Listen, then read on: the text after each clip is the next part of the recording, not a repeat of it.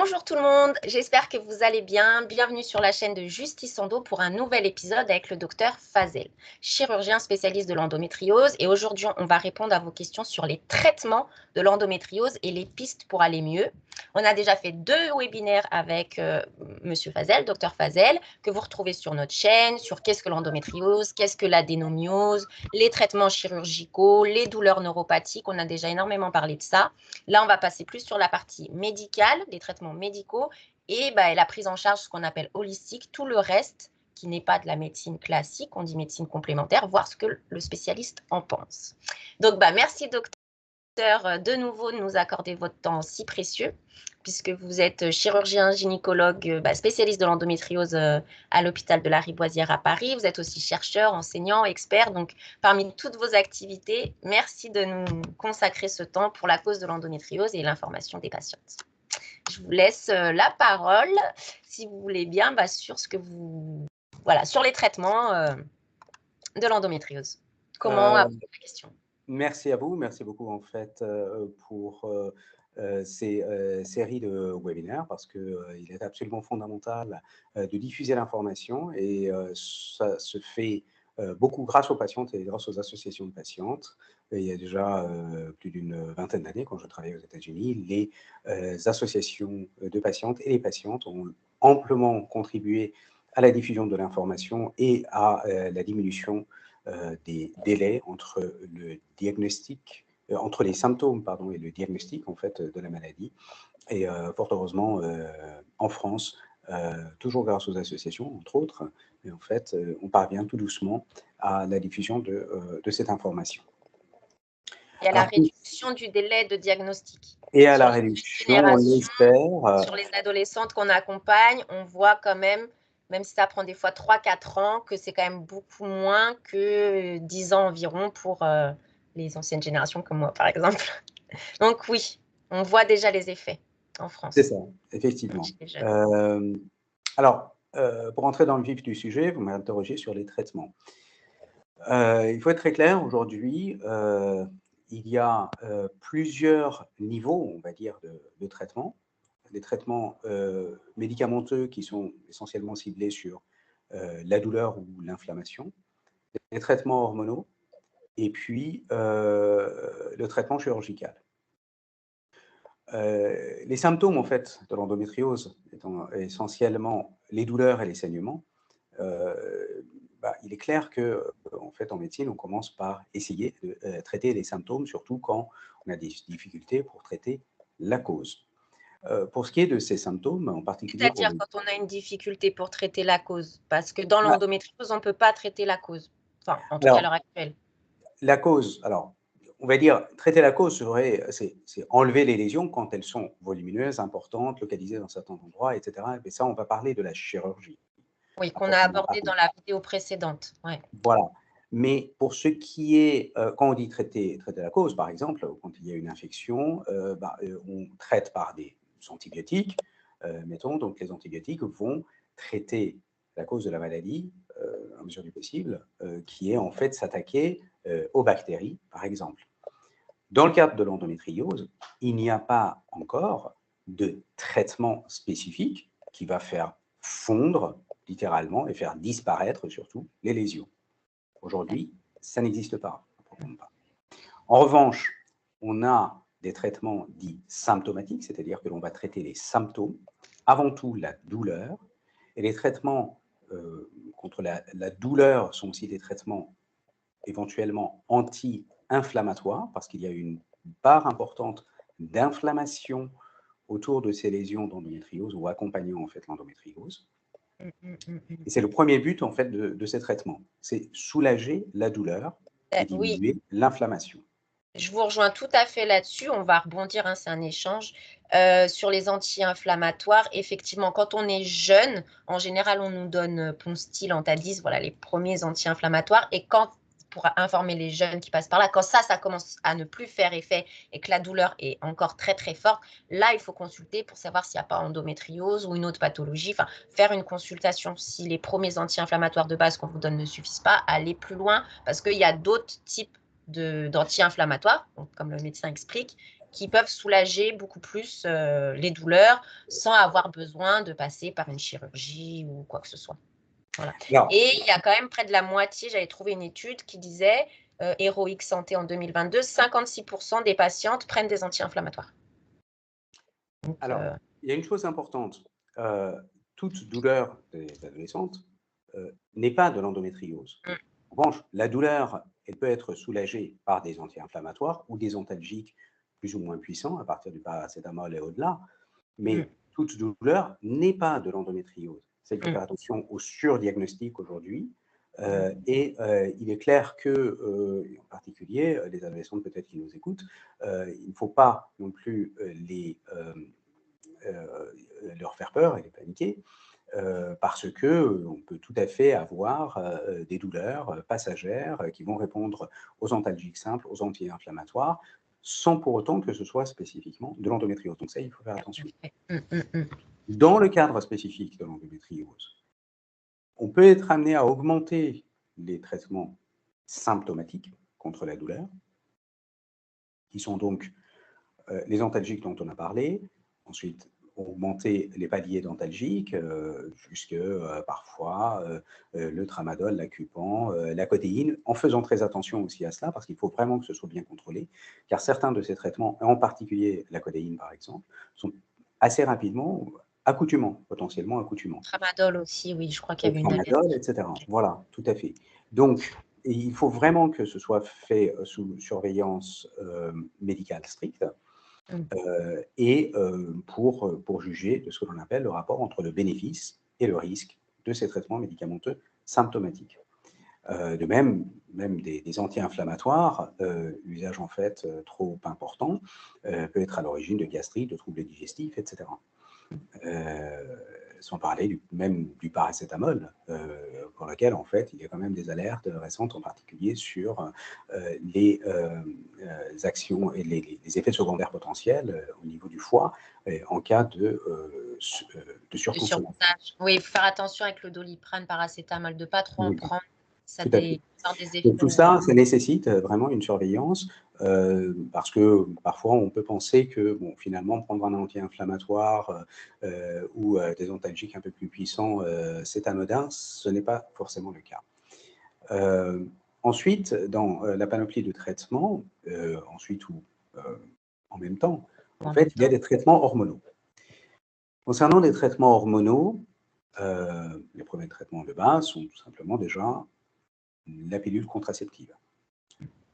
Les œstroprogestatifs, donc combinés œstrogène et progestérone, ou bien la progestérone seule, qui sont les microprogestatifs.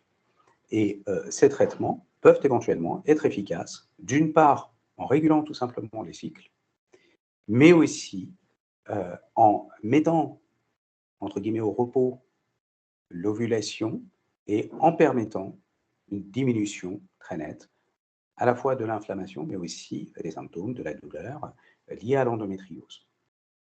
Oui, je confirme effectivement. Ça dépend aussi des types d'endométriose. Bon, par exemple, dans mon cas, je sais qu'une contraception simple œstroprogestative, ça me suffit. Par contre, j'ai besoin d'antalgiques très puissants pour d'autres types de douleurs neuropathiques qu'on a abordées dans la partie d'avant. Mais effectivement, ça dépend vraiment des cas. Donc, on ne peut pas donner de solution miracle ici. De toute façon, il n'y en a pas. Donc, voilà. Et chacune doit consulter et voir avec son médecin ce qui est le plus approprié, quoi. Alors, vous avez soulevé un point absolument fondamental, c'est l'hétérogénéité de la maladie et le fait qu'un traitement ne va pas forcément convenir à toutes les patientes. Ça, c'est une absolue évidence. Beaucoup de patientes disent, mais pourquoi est-ce que tel traitement ne fonctionne pas chez moi alors qu'en fait, c'était efficace chez une amie, une connaissance qui avait aussi l'endométriose? Tout simplement parce qu'il n'y a probablement pas une, mais des endométrioses, avec des récepteurs différents, avec des agressivités différentes, des sensibilités aussi différentes des patientes vis-à-vis de la douleur. Et donc, il est absolument évident que le traitement doit être adapté à chaque patiente. On ne peut pas dire qu'il va y avoir un traitement spécifique. Encore une fois, pour reprendre l'exemple des antibiotiques, les germes peuvent être sensibles. Quand ils sont sensibles en fait à un antibiotique, ben, ils vont être sensibles chez tous les patients qui vont avoir ce germe ou ces bactéries. Dans l'endométriose, c'est beaucoup plus complexe et il faut un traitement individuel en fonction d'un certain nombre de critères qui sont l'intensité, la localisation, l'ancienneté des symptômes, des lésions d'endométriose et des symptômes. Donc ça, c'est C'est-à-dire que effectivement vous ne très poserez important. pas forcément le même traitement sur deux types d'endométriose, par exemple, à peu près similaires. Vous ne proposeriez pas le même traitement à une adolescente qui vient d'être diagnostiquée, je ne sais pas, à 18-20 ans, qu'à une femme de 35 ou 40 ans. Alors, encore une fois, il ne s'agit pas simplement de l'âge. Il y Oui. a, je dirais, c'est un panel en fait de critères dont il faut tenir compte. Le premier, c'est le type d'endométriose aussi. C'est-à-dire qu'il y a des patientes qui vont avoir des douleurs extrêmement importantes avec des localisations absolument manifestes à l'imagerie d'endométriose profonde, diffuse, en particulier au niveau du type digestif, etc. Ce n'est pas la même chose que les patientes qui vont avoir des endométriomes, c'est-à-dire des localisations endométriosiques au niveau des ovaires. D'ailleurs, quand c'est souvent au niveau d'un seul ovaire, on se pose la question de la douleur qui peut éventuellement être associée. Et puis, il y a l'endométriose, entre guillemets, de l'utérus, l'adénomiose, qui va avoir d'autres symptômes, et en particulier qui va être responsable souvent de saignements extrêmement importants, en particulier pendant les règles. Ouais. Pour toutes ces raisons, il faut vraiment adapter les traitements avant tout aux patientes, en fonction aussi des Leur choix, contre-indications actuelles. des contre-indications, puis peut-être ce qu'elles préfèrent aussi faire. Et bien Dans évidemment, le choix. comme n'importe quel traitement, Merci en fait, pour les une doigts des des choses patients. fondamentales, la première cause d'échec d'un traitement, c'est la non-compliance, c'est-à-dire la non-acceptation ou la non-poursuite du traitement par les patients. Et Les donc, patients qui n'adhèrent pas au traitement finalement qu'on leur prescrit et qui, bah, finalement, même s'ils le prennent, ne va pas forcément fonctionner. bien Oui. sûr, Ah c'est ouais. quand on donne un traitement, la première des choses à vérifier, c'est la compliance. C'est-à-dire, c'est est-ce que ce traitement a bien été pris par la personne. C'est évidemment aussi l'efficacité, mais c'est aussi la tolérance, c'est-à-dire rechercher les effets secondaires potentiels. Et dans ces trois critères, parfois, malheureusement, on oublie la compliance. C'est-à-dire qu'on dit, on condamne parfois un traitement médicamenteux, en particulier dans l'endométriose, et puis quand on interroge les patientes, on se rend compte qu'elles n'ont pas souhaité poursuivre le traitement, qu'elles l'ont arrêté d'elles-mêmes, etc. Et ça aussi, c'est un élément dont on doit vraiment tenir compte dans, je dirais, l'adaptation du traitement en fait pour chaque patiente.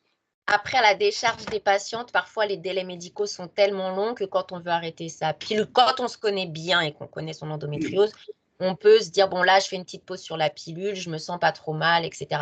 Maintenant, pour les jeunes qui viennent de se faire diagnostiquer ou qui sont en cours ou qui vont être bientôt diagnostiqués, moi, je vous invite, si vous êtes vraiment diagnostiqué endométriose, avant d'arrêter votre contraception, de faire le point avec votre spécialiste et avec tout ce qu'on va parler après, qui est les médecines complémentaires, avant d'arrêter la pilule, pour préparer l'arrêt de la pilule, parce que sinon, la chute, elle est brutale. On passe d'un état où on est, par exemple, stabilisé avec cette contraception, ce médicament hormonal, à on l'arrête parce qu'on veut être enceinte, on a un projet bébé, et boum, là, c'est la chute totale. C'est ce qui m'est arrivé. Et je ne savais pas que j'avais de l'endométriose, je l'ai découvert après, donc je n'ai pas compris ce qui m'arrivait. Ça a été, voilà. Donc, pour éviter ce choc psychologique, ce trauma, je vous invite à prendre vos précautions. Si vous venez d'être diagnostiqué, vous prenez une pilule. Avant de l'arrêter, de faire le point sur ce qui se passe. Voilà. Et si vous avez des problèmes de fertilité, de consulter aussi dans l'autre sens. Ça peut être lié, mais pas toujours. Donc voilà, une petite précision pour les patientes. Je vous laisse continuer. Pour revenir donc aux traitements médicamenteux et hormonaux, ensuite il y a une autre classe qui sont les macroprogestatifs. Ah oui. Colpron, Luteran, Luténil, Sawis, etc. Ces traitements, en fait, d'abord, ne sont pas officiellement contraceptifs. Ils ne font pas partie intégrante en fait de la panoplie des hormones et des traitements contraceptifs, même si ces traitements, à la base, sont faits pour arrêter les règles. Oui. Et Là, on parle des nouvelles générations de progestatifs. Alors, Soit Luthéran et oui, Luténil sont soit très anciens. Non, non, Luthéran et Luténil. Les macroprogestatifs, c'est une ah non, classe, en fait, différent. macroprogestatif, c'est une classe de traitement qui est assez vieille, en fait, qui est assez ancienne. D'accord. Luthéran et Luténil, en fait, ont été un peu mis de côté depuis en particulier les études qui ont été faites par des équipes de Lariboisière sur l'association entre les macroprogestatifs, entre certains macroprogestatifs et les méningiomes qui sont des tumeurs bénignes au niveau des méninges, tumeurs qui régressent à l'arrêt des traitements. Mais certains macroprogestatifs, encore une fois, les études d'origine étaient faites sur Luthéran et Luténil, et aujourd'hui, il y a aussi une alerte sur Colpron. Ces traitements-là semblent multiplier le risque éventuel de méningiome dans certains cas particuliers, et surtout quand il y a un usage prolongé, voire très prolongé, au-delà de 4, 5, 7 ans. Bah, le problème de l'endométriose, c'est un peu ça. C'est comme c'est chronique. On n'a pas forcément des crises tous les mois, mais c'est quand même une maladie chronique qui va durer a priori jusqu'à la ménopause. On verra s'il y a des cas plus tard après.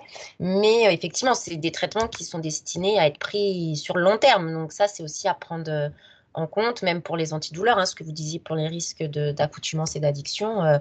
Comme c'est des choses qu'on est amené à prendre sur le long terme, il faut être prendre des précautions.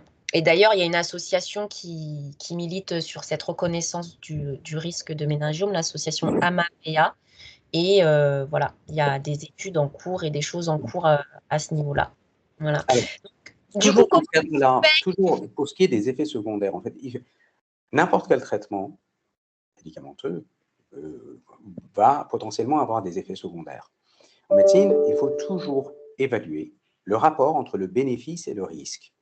Et quand on connaît le risque potentiel, mettre en place aussi un certain nombre de barrières et de surveillance, c'est ce qui a par exemple été fait pour Colpron, où il y a une surveillance officielle qui a été mise en place avec une obligation de réinterroger les patientes à intervalles réguliers, donc après 1 an, 2 ans, etc., avec une IRM cérébrale.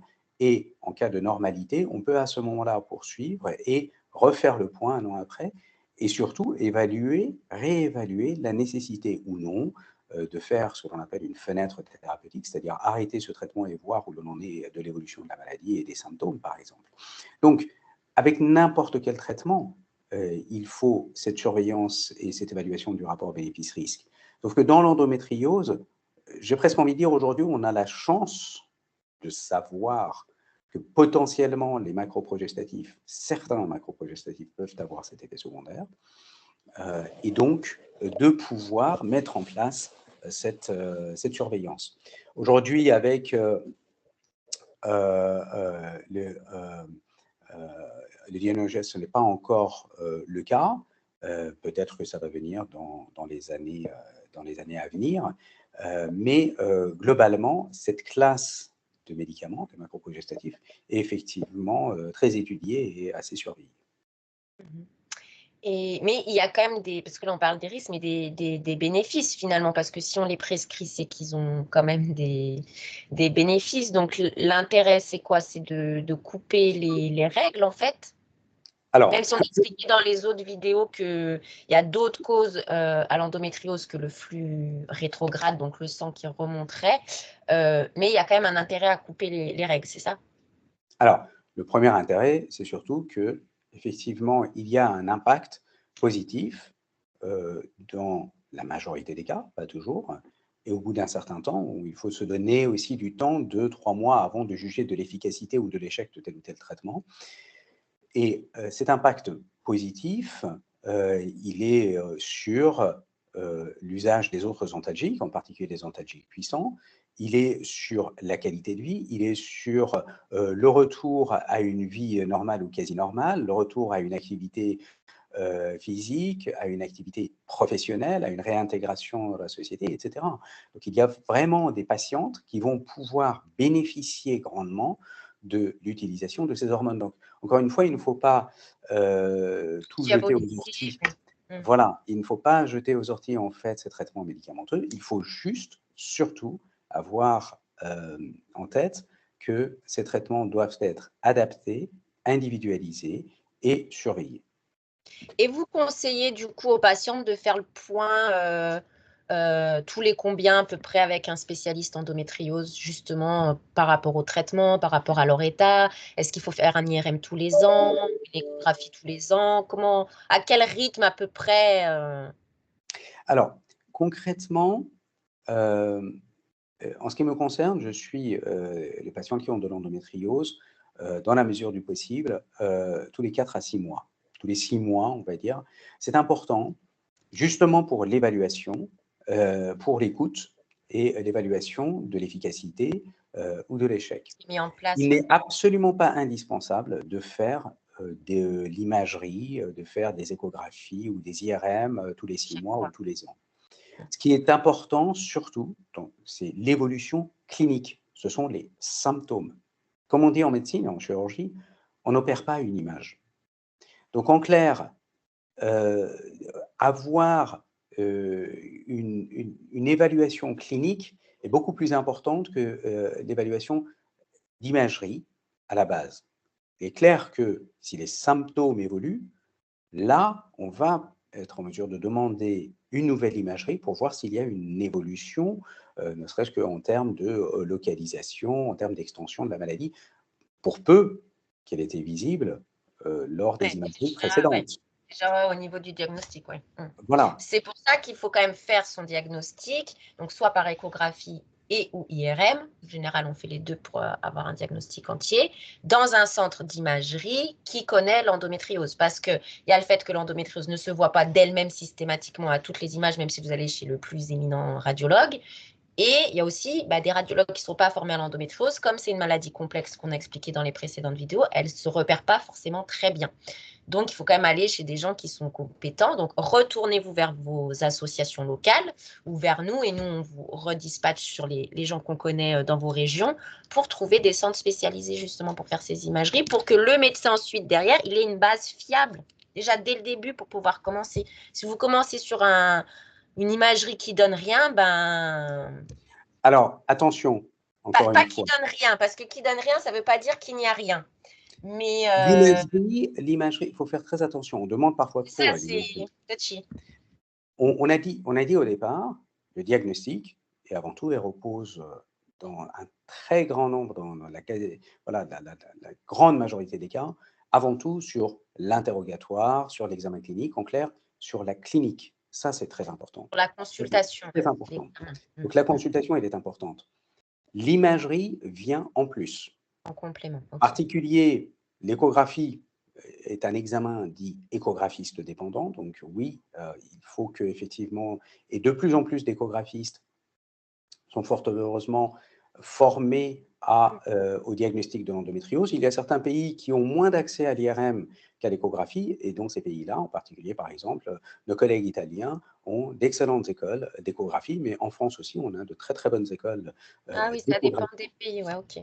Parce qu'ils ont Alors, moins d'IRM que nous, finalement, donc ils se sont plus portés pour c'est l'échographie. finalement un peu Mais ça, aussi en entre autres. fonction du système de santé qu'on a dans son pays. C'est un peu ça. C'est un peu ça, mais en France, on a la chance d'avoir d'excellents échographistes, en particulier en gynécologie.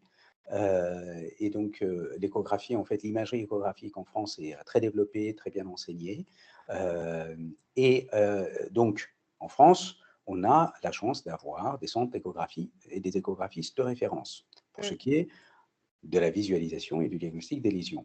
L'avantage de l'IRM est que elle peut voir certaines choses dans certaines localisations où l'échographie est moins performante, mais là encore, l'indication de l'imagerie va dépendre des symptômes. Ouais, Des on revient. exemples types.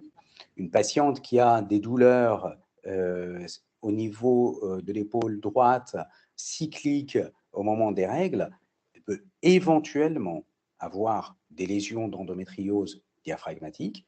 Ces lésions-là peuvent particulièrement être visibles à l'IRM.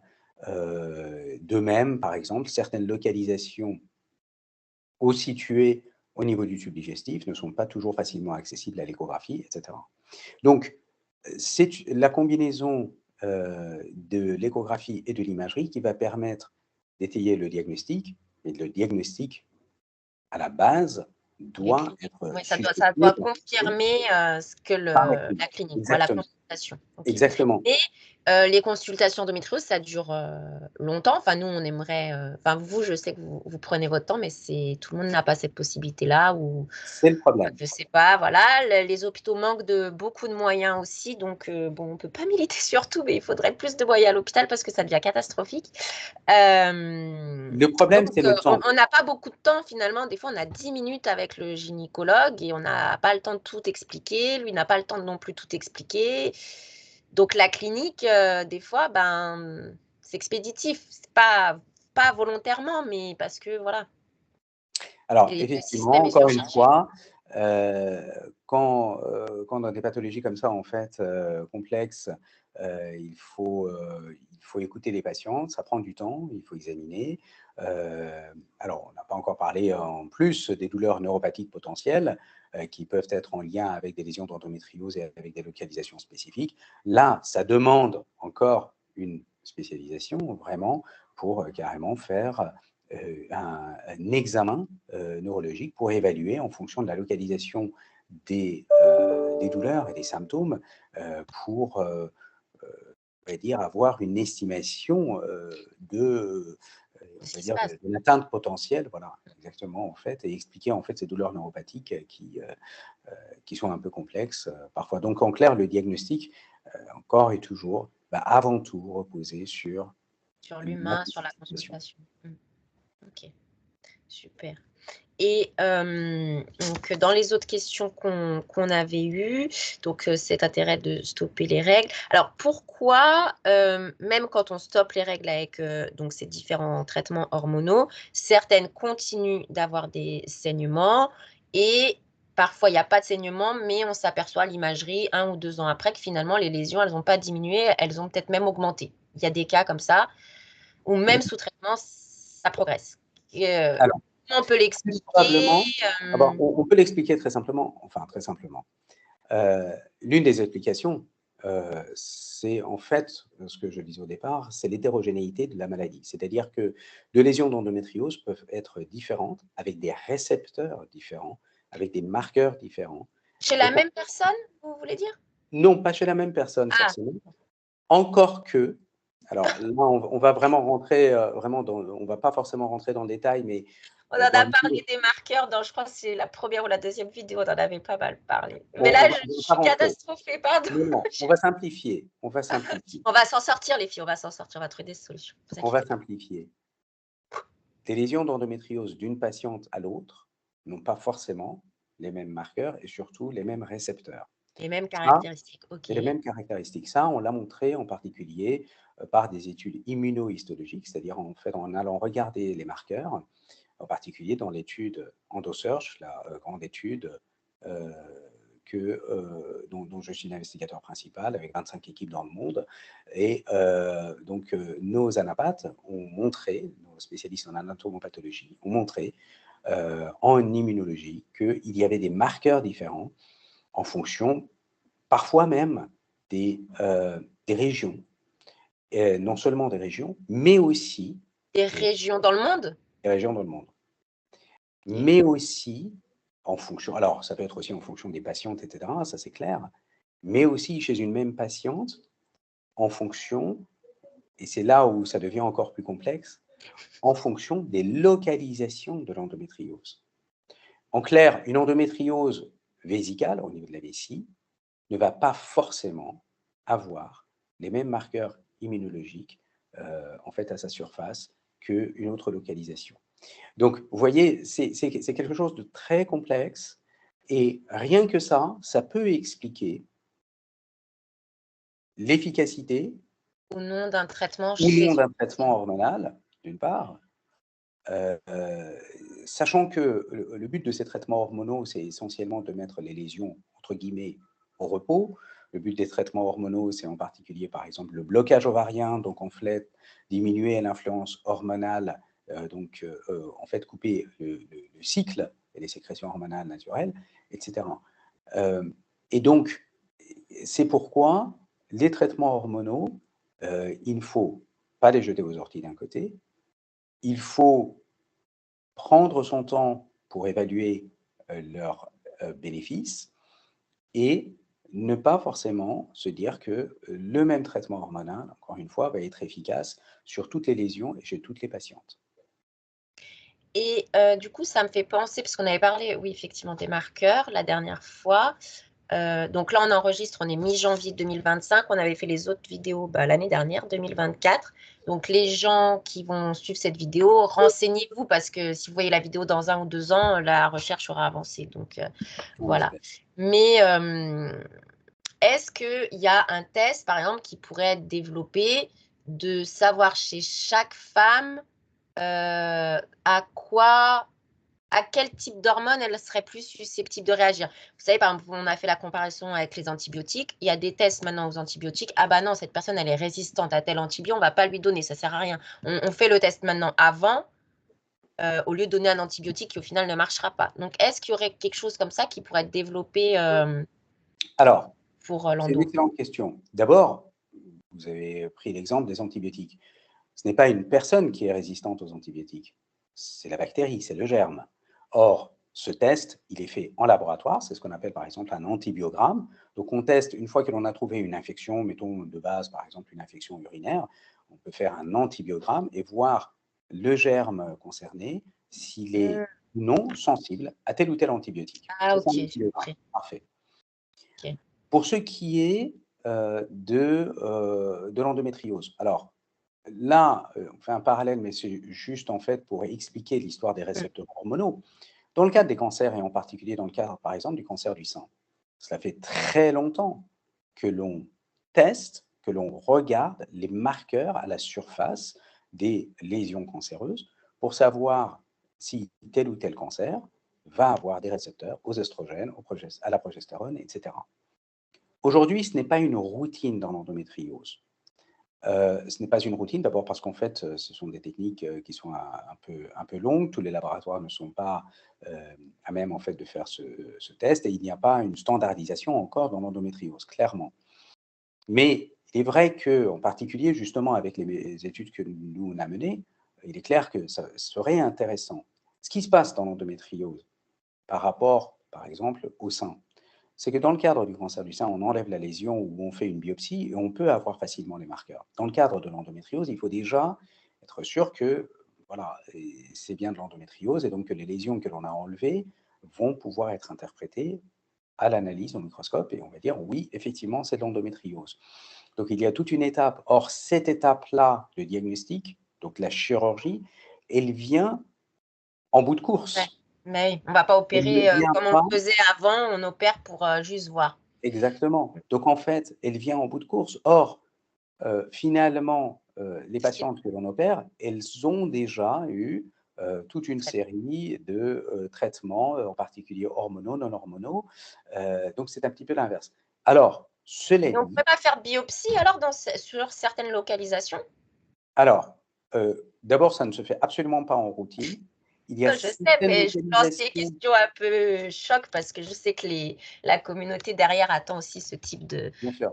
voilà, de Il y a sujet. certaines localisations très spécifiques, quand par exemple, il y a une lésion, un nodule que l'on suspecte, facile d'accès, par exemple, typiquement au niveau des muscles grand droit, au niveau des muscles abdominaux.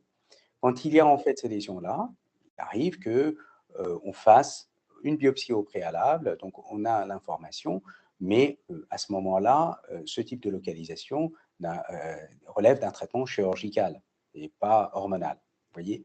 Donc il faut enlever le nodule d'endométriose qui se trouve, par exemple, Oui. s'il est symptomatique. Ça, c'est un S'il faut point. l'enlever, autant faire la napate après, ça ne sert à rien de faire forcément la biopsie en routine. Alors, après, concernant euh, je dirais les traitements hormonaux. Les traitements hormonaux en soi sont aussi des tests diagnostiques. C'est-à-dire que On a on donne beaucoup un ça, traitement les hormonal. patients ne prennent pas. C'est le principe en fait des traitements hormonaux. C'est-à-dire que on donne un traitement hormonal, il est efficace sur les symptômes. Je dirais, ça suffit. C'est tout ce que l'on cherche.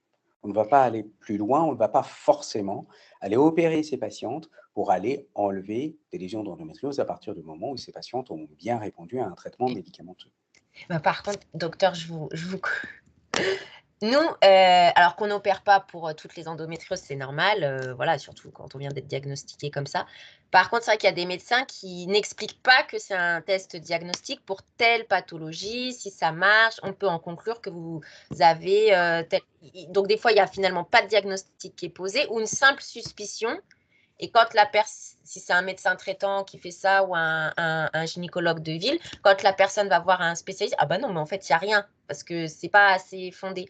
Donc, je comprends le concept, mais il faudrait que ce soit accompagné de plus d'informations pour que les malades, au moins, notre souci, c'est comme pour les adolescentes, pourquoi on insiste sur le diagnostic précoce des adolescentes, c'est pour savoir ce qu'on a. En fait, c'est plus un effet psychologique que est-ce que ça va changer quelque chose dans la prise en charge. C'est savoir ce qu'on a, comprendre et après comprendre ses crises, son anatomie, comment gérer. C'est plutôt ça. C'est pourquoi on veut que les jeunes soient diagnostiqués tôt.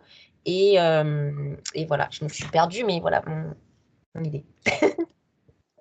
C'est toujours la même chose. Le jour où on aura un test fiable à 100% pour dire tel ou tel symptôme, en fait, et effectivement de l'endométriose, ce jour-là, effectivement, on aura fait une grande avancée. Alors, il y a des études, en fait, aujourd'hui, de fait. Oui, il y a un test qui est en cours de recherche. Mais Il y c'est a, le il y a problème des de tests. ces tests salivaires. Ils donnent. Enfin, c'est déjà très bien que ça existe. On attend la fin de l'étude scientifique pour voilà, avoir tous les résultats, bien sûr. Mais c'est quand même très bien parce que c'est pas invasif. Mais le problème, c'est que après, ça indique pas la localisation.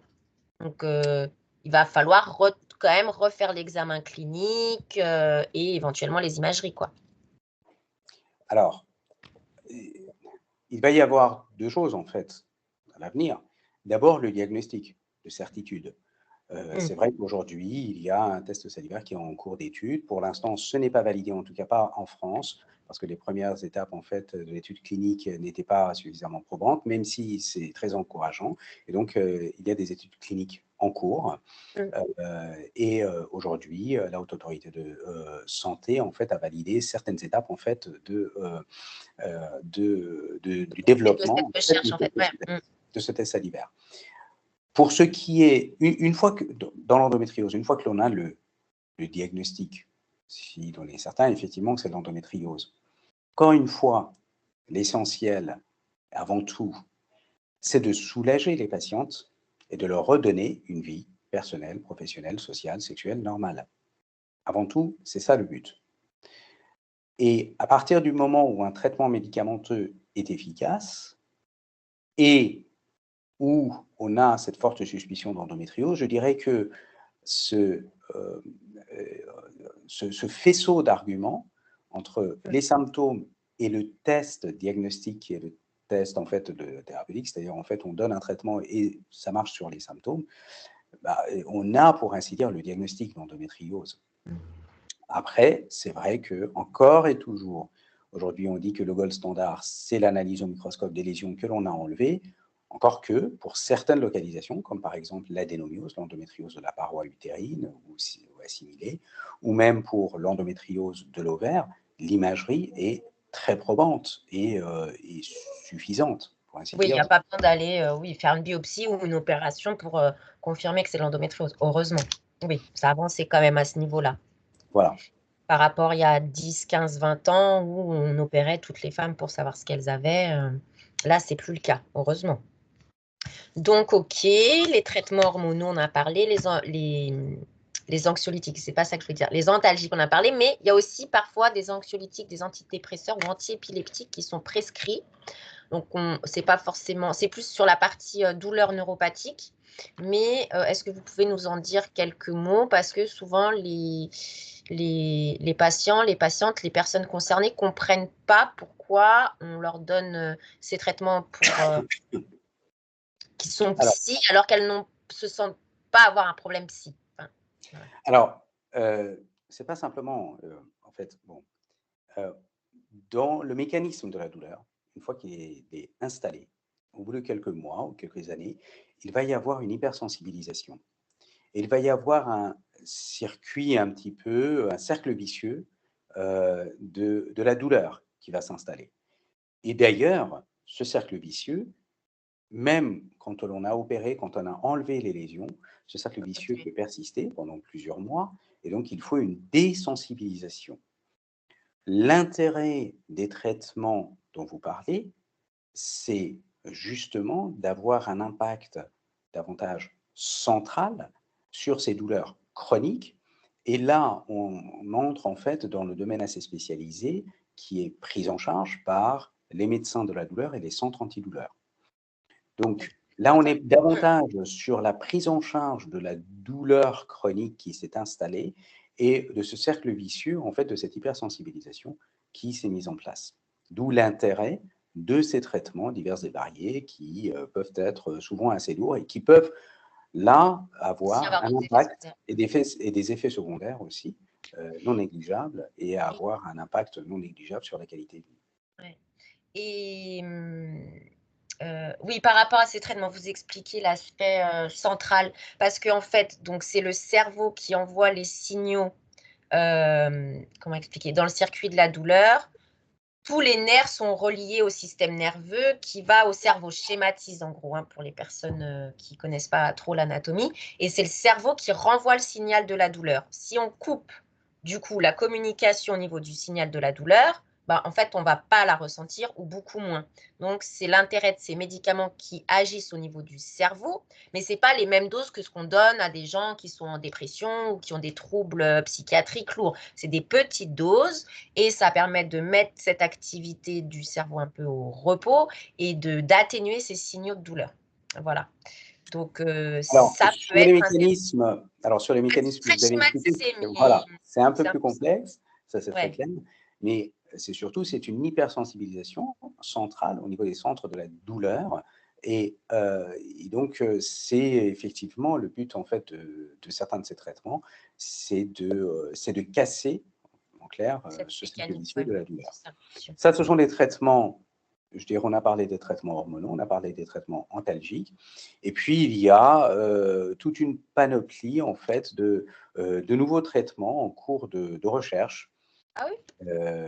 qui sont ce que l'on appelle les modulateurs sélectifs des récepteurs, que ce soit aux oestrogènes ou à la progestérone, des médicaments qui vont agir sur la vascularisation et sur le développement des vaisseaux, car je dirais Les lésions un développent leur propre vaisseau pour alors grandir, les lésions, en fait, pour exister, elles ont besoin, de être vaisseaux, alimentées. d'être Ah ouais. alimentées, et donc des traitements dits anti-angiogéniques, c'est-à-dire des traitements contre la vascularisation, peuvent avoir un effet, sauf que ces traitements aujourd'hui, par exemple, ont des effets secondaires très importants, donc le rapport bénéfice-risque est, pour Ah. l'instant, pas très favorable pour leur utilisation au quotidien et en routine. Et les Il y a immunosuppresseurs alors, parce qu'on avait parlé de l'immunité la fois dernière. Alors, Ça peut être il intéressant. y a ce que l'on appelle des agents dits épigénétiques, c'est-à-dire des agents qui vont agir de façon encore plus sélective à l'échelle cellulaire. Ces immunomodulateurs, ces agents épigénétiques, etc., sont en cours d'étude là encore. Des traitements prometteurs ce sont ce que l'on appelle les antagonistes des récepteurs de la GNRH. Les agonistes, en fait, On en c'était a pas le parlé. vigatétile, mais là, en l'occurrence, on essaye aussi d'autres traitements antagonistes. Donc, vous voyez, je dirais, dans la panoplie de recherche, il y a beaucoup de molécules et beaucoup de voies dans ce que l'on appelle les pipelines, même s'il est vrai que, bon, depuis 20 ans peut-être, bon, on a l'impression qu'on tourne toujours à peu près autour des mêmes molécules, et en tout cas Ouais. des mêmes schémas thérapeutiques. Et c'est vrai qu'on n'a pas parlé de la ménopause artificielle, donc ces anti-GnRH. Est-ce qu'on peut en dire quelques mots de ces injections? Peut-être si ça peut venir en première intention, combien de temps on peut les prendre, dans quel Alors, cas? alors, les agonistes de la GnRH. Les agonistes de la GnRH, ce sont des traitements qui existent depuis de très nombreuses années, Mm. qui vont avoir un effet central, en fait, bloquant de la sécrétion hormonale, en fait, et je dirais de cette horloge qui est à l'origine de la sécrétion hormonale, en particulier œstrogénique. Bon. Ces traitements étaient utilisés de Très façon largement. très large, que ce soit aux États-Unis ou en Europe du reste. Le problème est qu'il y a des effets secondaires potentiels importants. Cette ménopause artificielle, ce n'est pas simplement l'effet de dire on va arrêter les règles et on va mettre les patientes entre guillemets en ménopause artificielle pour une durée limitée, encore que il y a encore quelques années, certains pays européens utilisaient en fait ces traitements largue avenue pendant 1 an, 2 ans, 3 ans, 4 ans au long cours. Au long cours, avec ou sans traitement hormonal de soutien. Je m'explique. En fait, ces traitements hormonaux, entre guillemets, de ménopause artificielle, sur le moyen long terme, peuvent avoir les mêmes effets secondaires, mais majorés, que la ménopause, c'est-à-dire la diminution de la masse osseuse, l'ostéoporose, mais d'autres effets secondaires aussi. Et toute une panoplie d'effets secondaires ont été décrites avec ces traitements, à tel point que, en particulier aux États-Unis, ça fait déjà des années que l'on parle éventuellement de ce que l'on appelle une class action, c'est-à-dire de plaintes d'associations de patientes et de patientes en fait, envers ces molécules. Sauf que là encore, il faut relativiser les choses. Ces traitements peuvent être utiles, en particulier, par exemple, avant une chirurgie ou tout de suite après une chirurgie. Ils peuvent être très utiles, parfois, pour diminuer les lésions d'endométriose, pour faciliter la chirurgie, pas toujours. D'autres fois, en complément de la chirurgie, sur des durées limitées, certainement pas au long cours, ce ne sont certainement pas, aujourd'hui là on est d'accord là-dessus, que ce ne sont pas des traitements à prendre sur 3, 4 ou 5 ans. Ça c'est évident, mais par cure, limité, et en sachant aussi que là encore, ça nécessite quand même une surveillance clinique et des effets secondaires. Et c'est pas mal utilisé en PMA aussi, pour bloquer le cycle avant. Ce ne sont pas les mêmes doses et c'est encore autre chose. Là, encore une fois, il ne faut pas faire d'amalgame dans le cadre Non, de mais c'est bien de faire la l'endométriose. précision, du coup, je sais pas. Voilà, ce n'est pas la même chose en fait, et ce ne sont pas les mêmes doses et ça n'a pas du tout la même finalité. Ok. Oui, c'est pas la même finalité. Ok, je crois qu'on a fait un bon tour. Et une fois qu'on a un traitement médical plus adapté et tout ça, qu'est-ce qu'on peut faire à côté? Parce que parfois, ça suffit pas. Mais on n'a pas forcément envie de se gaver d'anti-inflammatoires ou d'anxiolytiques ou de je ne sais quoi. Et on n'a pas forcément ni envie ni besoin de passer par une chirurgie. Donc, qu'est-ce qu'on peut faire quand même pour améliorer sa qualité de vie? Qu'est-ce que vous pouvez conseiller en fait à vos patientes de faire en plus? Alors, il est clair que tant qu'on ne connaîtra pas l'origine exacte de l'endométriose, on ne peut que traiter les symptômes un par un ou, dans la mesure du possible, les symptômes en même temps. Les troubles digestifs vont éventuellement être traités par une adaptation de l'alimentation, par là encore un interrogatoire poussé, éventuellement par des nutritionnistes spécialisés. Moi, j'ai la chance de pouvoir travailler avec des médecins nutritionnistes spécialisés dans l'endométriose qui, en fonction des patientes, vont d'abord faire des analyses un petit peu poussées, éventuellement sur le microbiote, par exemple, c'est-à-dire sur les bactéries naturelles du tube digestif, et en fonction de cela, adapter les régimes alimentaires. Et là, il peut y avoir un impact parfois très positif sur les symptômes. Ça, c'est le premier point, l'alimentation, et donc le suivi nutritionnel. Il y a l'activité physique. On sait qu'il y a, dans la majorité des cas, pas toujours, mais dans la majorité des cas, un impact très positif de l'activité physique. Tout simplement parce que l'activité physique va générer... Alors là, c'est plus, par exemple, sur les douleurs neuropathiques. Il est clair que toutes ces patientes qui ont des douleurs neuropathiques ne vont pas forcément pouvoir physiquement avoir une activité intensive.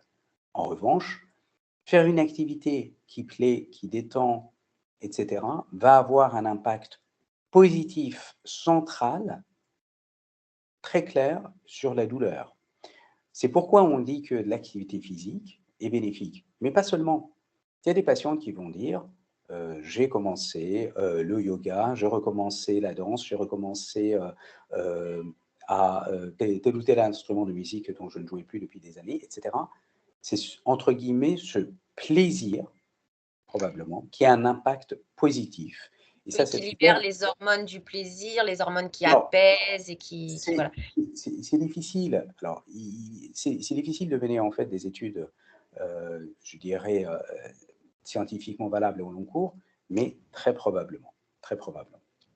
Mais je pense que je peux le confirmer avec mon cas personnel parce que je devrais faire plus d'activité physique. J'y arrive pas avec mes douleurs neuropathiques et j'arrive pas à me motiver. Donc, il y a ce problème-là.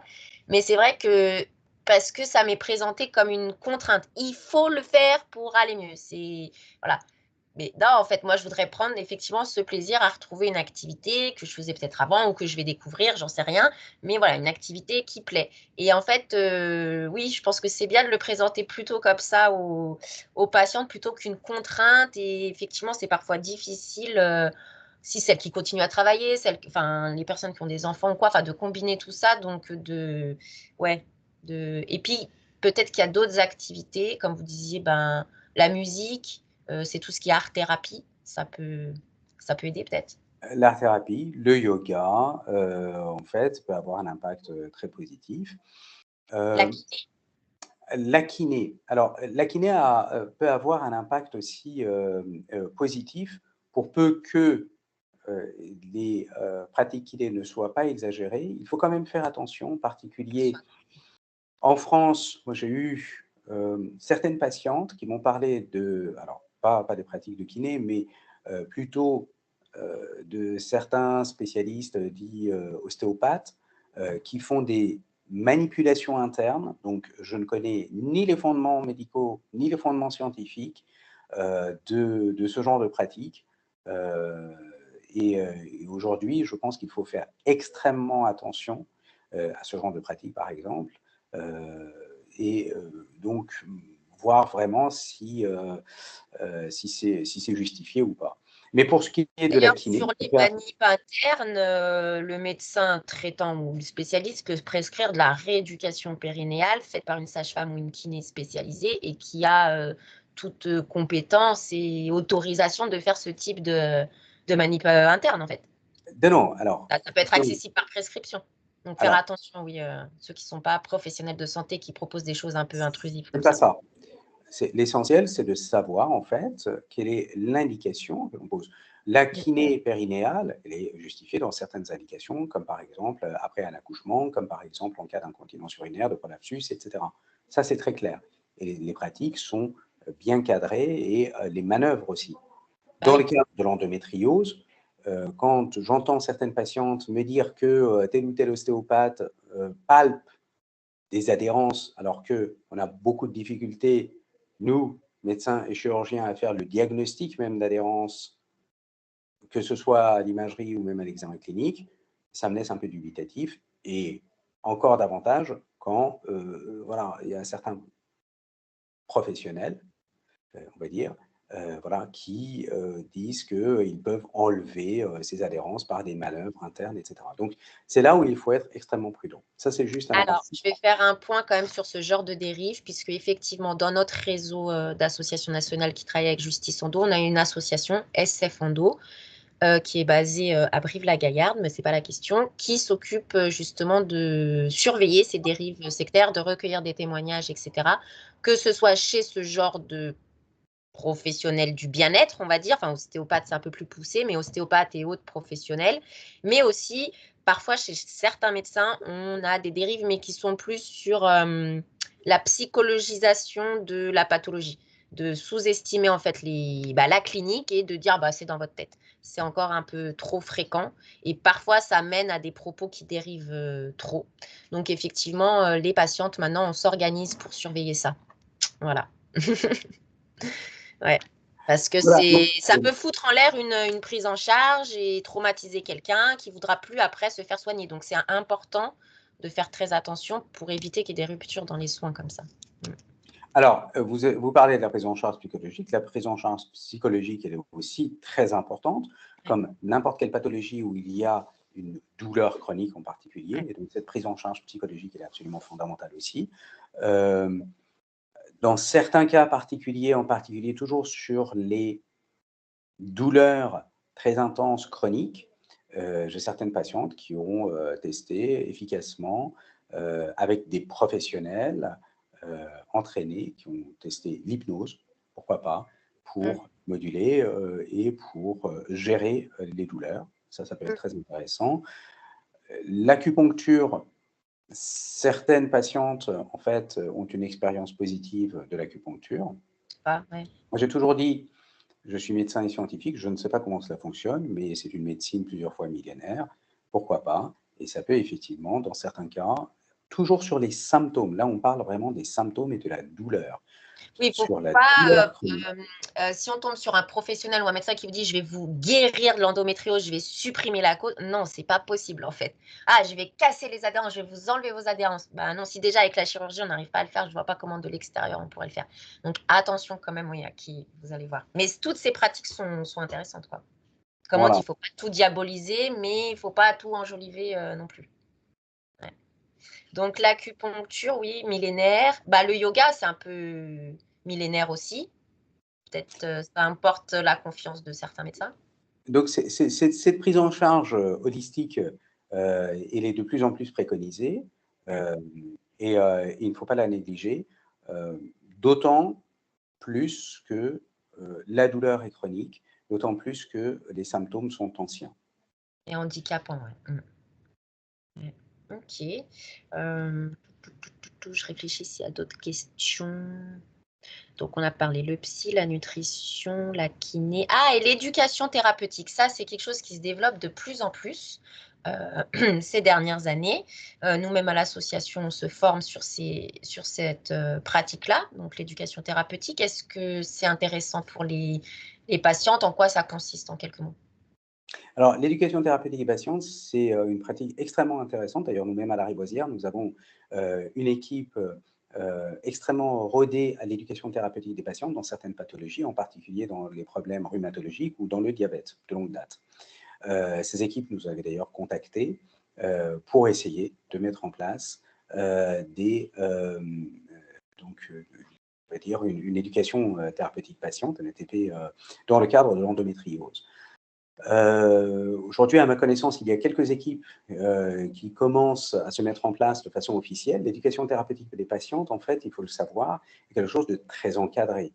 C'est-à-dire qu'il y a un cadre spécifique. Ça nécessite d'abord un coordinateur ou une coordinatrice qui a en fait une formation d'au moins une quarantaine d'heures sur ce qu'est l'éducation thérapeutique des patientes.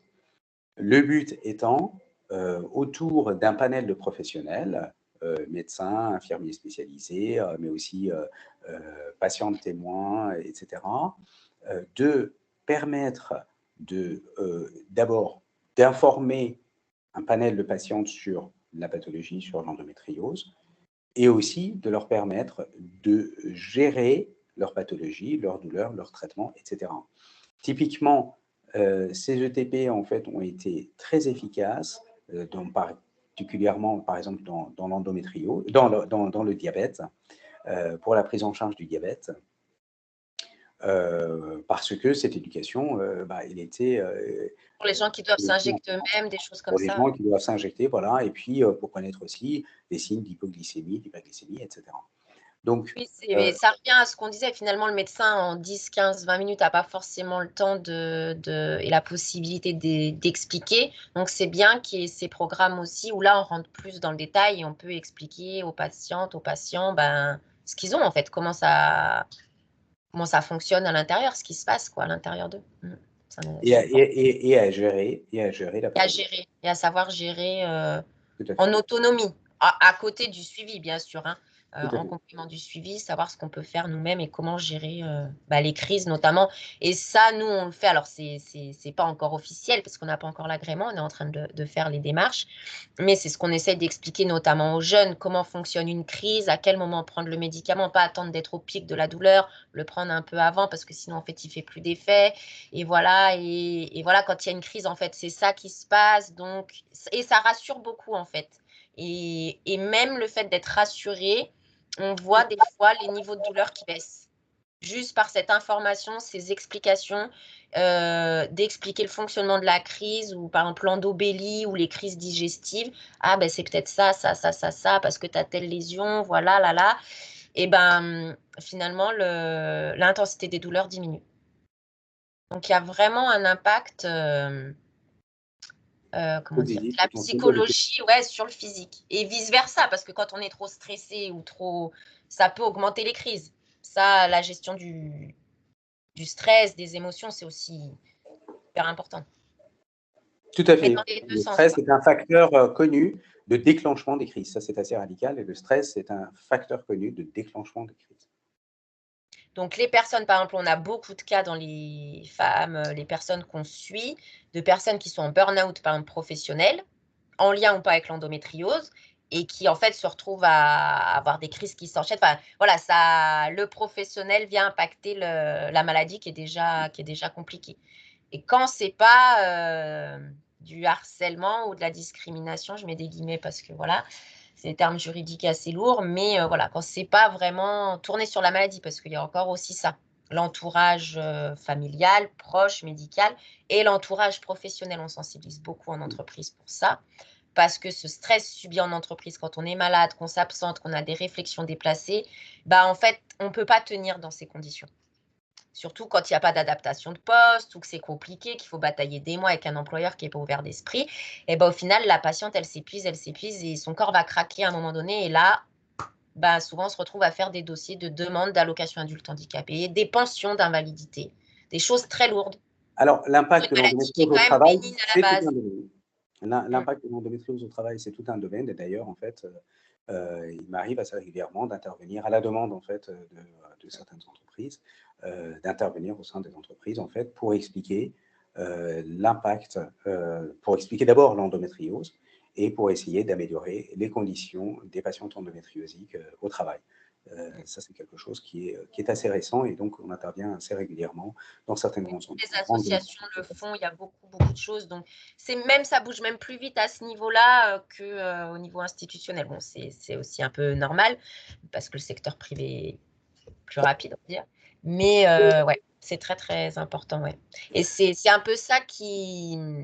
Je ne sais pas si c'est une conclusion très positive, vous trouverez peut-être un mot plus positif pour conclure, qui est un peu quelque chose qui est inquiétant. Je ne sais pas comment expliquer sans trop vouloir paniquer tout le monde, mais qui est un peu. Voilà, vous trouverez peut-être quelque chose de plus positif à dire en conclusion. Mais entre le fait que la maladie est bénigne, ce n'est pas un cancer, donc il n'y a pas de pronostic vital engagé sur la pathologie elle-même. Mais il y a quand même des traitements très lourds qui peuvent avoir des conséquences, soit les traitements médicaux, chirurgicaux, etc. Il peut y avoir des impacts, comme on l'a dit, professionnels, des licenciements, des dépressions, des séparations, des femmes à qui on enlève leurs enfants, c'est déjà vu, des personnes qui se retrouvent à plus avoir les moyens de payer leur logement. Donc, c'est quand même des conséquences très graves pour une pathologie qui est bénigne. Et ça quelque chose qui est dissonant. Voilà, je cherchais le mot, qui est dissonant, qui ne matche pas, quoi. Et donc, c'est pour ça que les associations se créent pour faire bouger les choses, etc.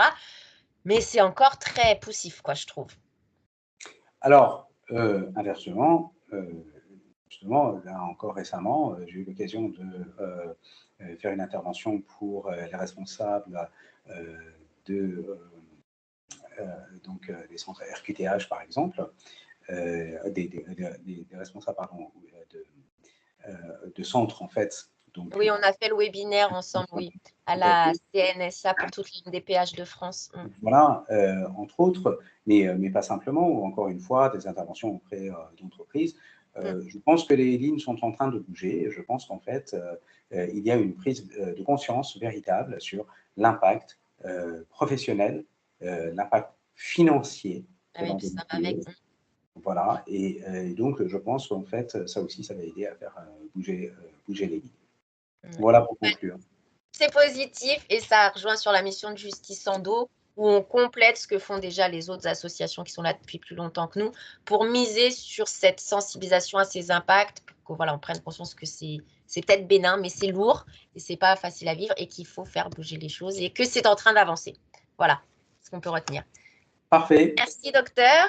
Merci à vous. Je vous dis à bientôt pour un autre projet. Au revoir. Merci. Au revoir.